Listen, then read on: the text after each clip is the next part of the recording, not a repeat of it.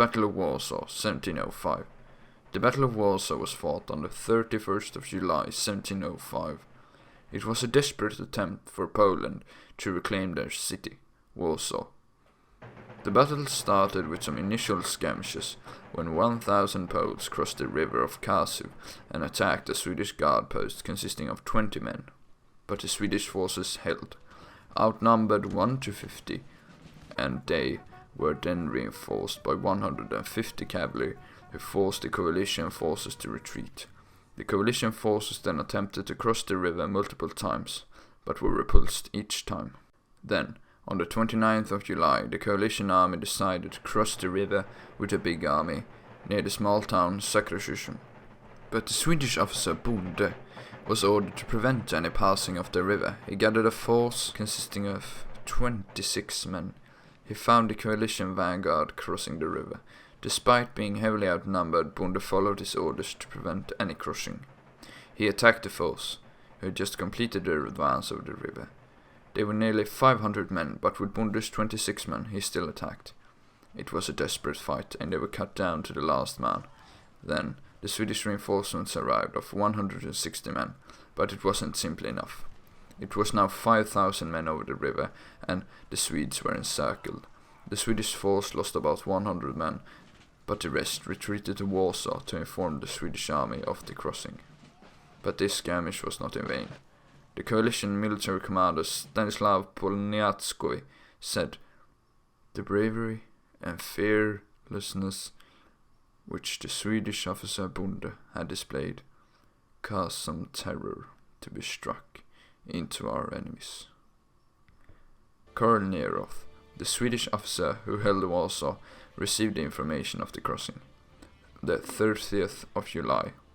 He decided Warsaw could not withstand a siege, so he marched his army to meet the coalition in open battle.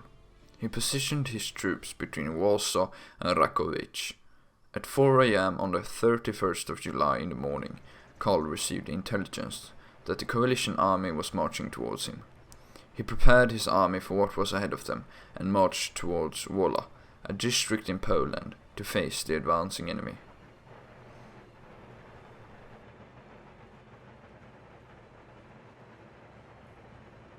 The Swedish forces consisted of around 2,000 men. The army consisted almost entirely of cavalry. The commanders were Jakob Burenskjöld, Karl Neroth, and Carl Gustav Kruse. The coalition forces consisted of around 10,000 men. They were under command of Otto Arnold von Pekel. It was time to decide the fate of Poland. The armies met on an open field. The field was covered by high grain, which made marching difficult. It was also a hot and dry summer, and large dust clouds were raised. The Swedish forces had the wind in their eye. The coalition army soon realized they heavily outnumbered the Swedish force, so they stretched out their lines, but the Swedes answered. They stretched out their lines as well, leaving an opening in the center. The general of the left wing, Burenskjöld, soon realized that his regiment was to face half of the enemy force alone. He sent for reinforcements to Karl Neroth, who held the right wing, but Karl was also heavily outnumbered and declined Burenskjöld's request. At around 8 a.m., the two sides collided. The Swedish forces used their gå-på tactic, and after the enemy shot the first volley, they charged with blades in hand, screaming. But the Polish general now discovered the hole in the center. He ordered his best cavalry to exploit the opening. This caused confusion and damage to the Swedish left flank, which fell into disorder. Simultaneously, the Saxon forces and the Lithuanian cavalry almost immediately collapsed and routed because of the Swedish charge. The Swedish right wing held and pushed the enemy back. Then the left wing charged as well. It forced the Saxons to retreat. But then the Poles managed to partially encircle the Swedes and started to attack their flank. This gave the Saxon forces a chance to rally and counterattack. The Swedish forces on the left wing had to respond. Burenskjöld splitted his forces into two. The first held against the Poles, the second held against the Saxons. But by this time, the forces that had collapsed because of the Polish charge in the center, Upplands Regemente, had recovered, so they pushed back the Saxon squadrons and rushed to the aid of Burenskjöld. This caused the Poles and the Saxons to retreat, unable to handle the pressure.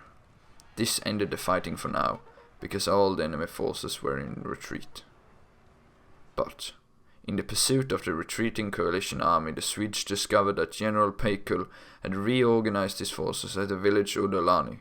He held a very strong position, but this did not stop the Swedes. Burenskjöld commenced his attack and the Swedish forces charged forward. Peikul had hidden 2 Saxon squadrons, which caused some disorder to the Swedish lines, but not enough to stop them. Then Peikul's line started to collapse. The other Saxon line collapsed even before impact and fled. 2 Swedish squadrons were sent to assist the ongoing fight, while the rest pursued the fleeing forces. But what really saved the day was the 60 infantrymen from Skaraborg. They gave a strong volley that ended the fighting. Peikul was captured in the pursuit, and Burenskjöld returned to Warsaw. The battle lasted for 6 hours, from 8 a.m. to 2 p.m. It was a decisive Swedish victory. The coalition lost about 1,000 to 2,000 men, while the Swedish forces only lost about 400 men. This battle was one step on the way to peace between Poland and Sweden. Only 1 year after this battle, Augustus II was forced to sign a peace treaty. If not for this battle, Warsaw would have fallen. The peace treaty between Sweden and Poland would probably not have been signed, and Charles' campaign to Russia would have been delayed. This was the Battle of Warsaw. Thank you for watching.